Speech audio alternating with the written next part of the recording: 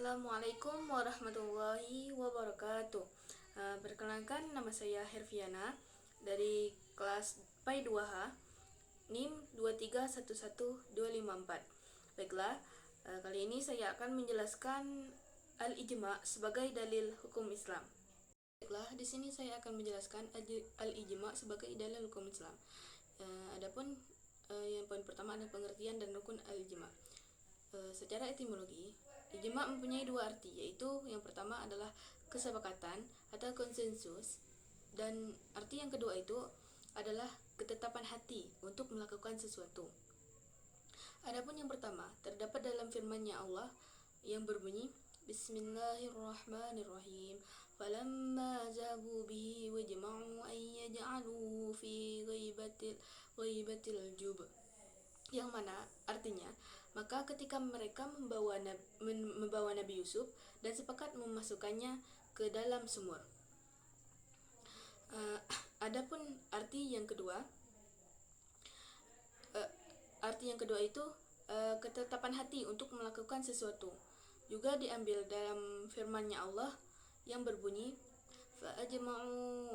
fa'ajma'u amrakum wa syiraka'akum, yang mana artinya, maka bulatkanlah keputusanmu dan kumpulkanlah sekutumu.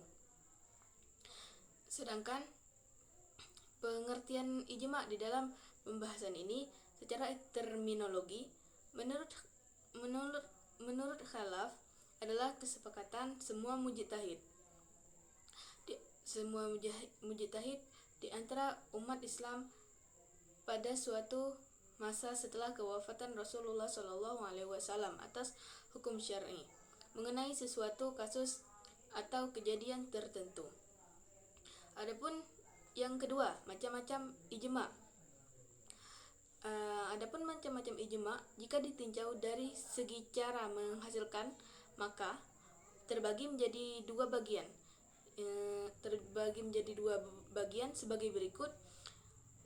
Adapun yang pertama itu al-ijma sharih, atau disebut al-ijma sharih atau disebut pula dengan ijma qati, yaitu kesepakatan para mujtahid pada suatu masa hukum suatu kejadian tertentu dapat memaparkan pendapat masing-masing di antara mereka. Pendapat masing-masing di antara mereka secara jelas dengan sistem fatwa atau qada atau memberi putusan.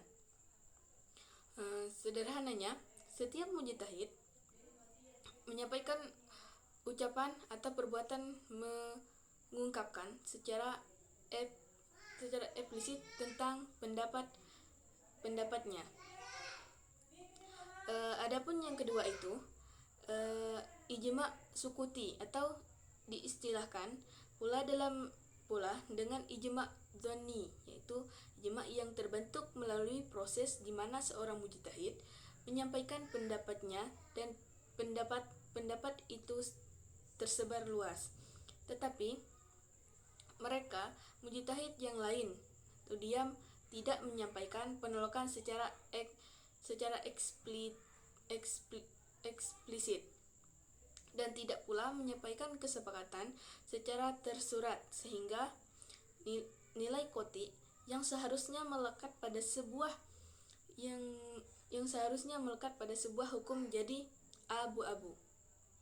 Adapun yang ketiga, syarat ijma. Adapun terkait dengan syarat ijma di sini, maka ia terbagi ada tiga bagian. Yang tiga bagian sebagai berikut. Yang pertama itu ada orang yang melakukan ijma harus lulus persyaratan ijtihad.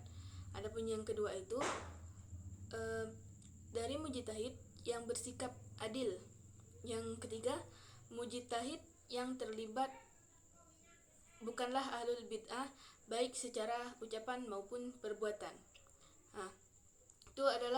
Itu adalah persyaratan ijma.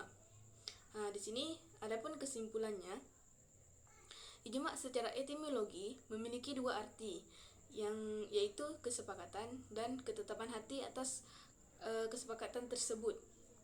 Sedangkan ijma' secara terminologi atau istilah adalah suatu kesepakatan di antara umat Rasulullah Shallallahu Alaihi Wasallam sepeninggalan beliau atas penetapan suatu hukum dengan kejadian tertentu.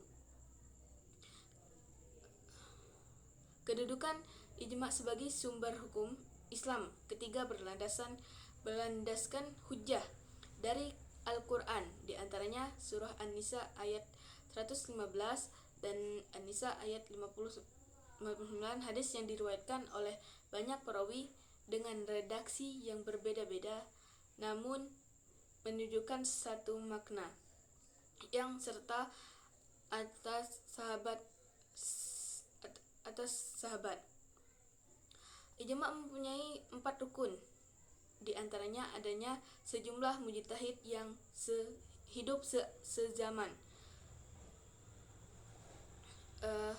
Harus melibatkan mujtahid dari berbagai wilayah.